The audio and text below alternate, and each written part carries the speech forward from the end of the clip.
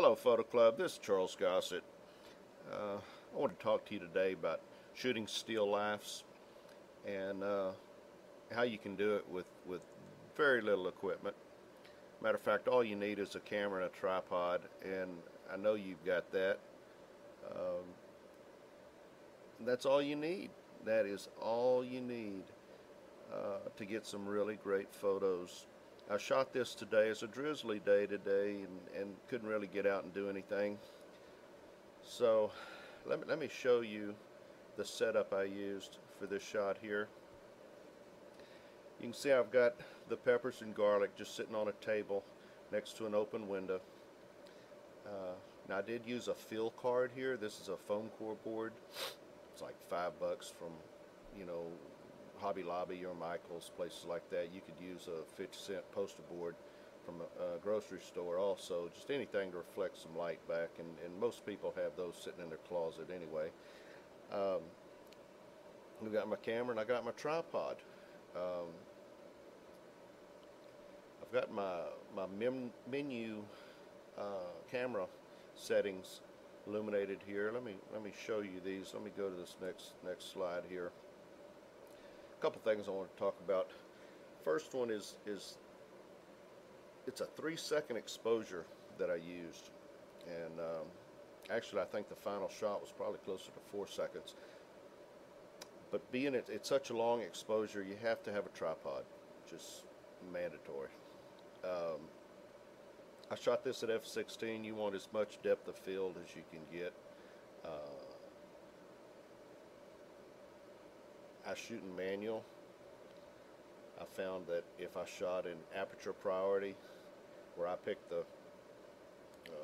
f-stop and the camera picks the shutter speed, sometimes it wants to overexpose, so I always shoot in manual where I can. I use the lowest ISO setting I have. It's 100. White balance, I always shoot in auto, just because I always shoot in RAW, and it's a simple adjustment. Once I get into RAW, if white balance is off, I never mess with white balance in my camera, and I never shoot JPEG either.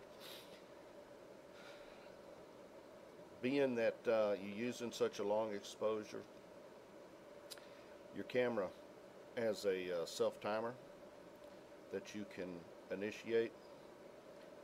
And what it does, instead of taking your shutter and having that camera shake, it gives the camera a couple of seconds to settle down before it takes the photo, and that gets rid of that camera shake. Now I use a wired remote, so I'm not touching the camera when I hit the exposure, and I also use this feature right here, which stands for mirror up. I'm sure you have that feature, you just have to find it. Once you press your shutter the first time, all it does is raise the mirror. And then when you press it the second time, then it opens the shutter and exposes, and you don't have the vibration from the mirror. It gives you a little more sharper photos. Now my camera, I can't use the self-timer and the mirror up feature because they're both on the same dial, so I have to use one or the other. So since I'm using the wired remote, I just use the mirror up feature. So after I shot the photo, this is what I came up with straight out of the camera. As you can see, it hadn't been processed in RAW yet, and it hadn't been through Photoshop yet, so it's a little rough. Biggest advice I can give you, and my biggest problem I had with this shot, was I did not dust the table beforehand. And if you look all in here, there's a bunch of dust all in here, all these little spots. It was a major problem, or a pain, to go back through there and clean all that up, and I could have eliminated a lot of trouble if I'd have just wiped that table down beforehand. I don't have the best of eyesight, and I didn't realize that till I brought it into the computer. My table has a seam in it, I guess for a leaf, and which is no problem. I just make sure I don't have that line crossing any of my subject. And once into Photoshop, I'll just take the clone stamp and sample somewhere right in here close to the line, and then move it over here, and I just drag down that line all the way down to the bottom, and it eliminates that. That's no problem at all. In RAW, about all I did in RAW was I took the highlight slider, brought it down to give me some detail in the garlic, and I took the dark slider down, darken this area up in here, darken the table some. Once I got it into Photoshop, of course I sharpened it. Anytime you shoot in RAW, you have to sharpen it.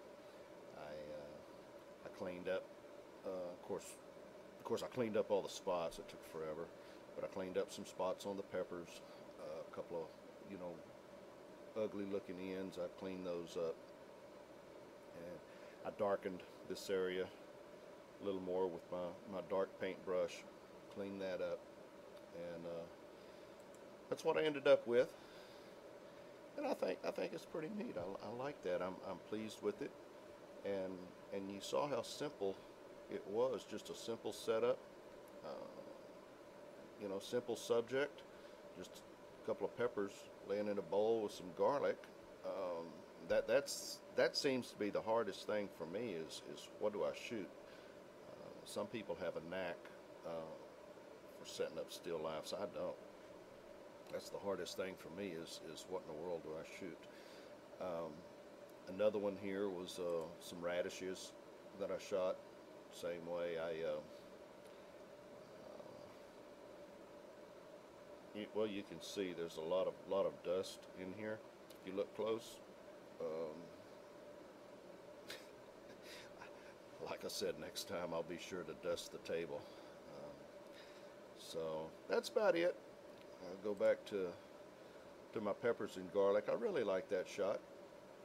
Probably enter that in the contest. Just a simple shot, and just trying to show you how easy it is to get into still life photography. Give it a try. And if you do, post your photos on our Facebook page so we can see how you did. See y'all at the meeting. Bye.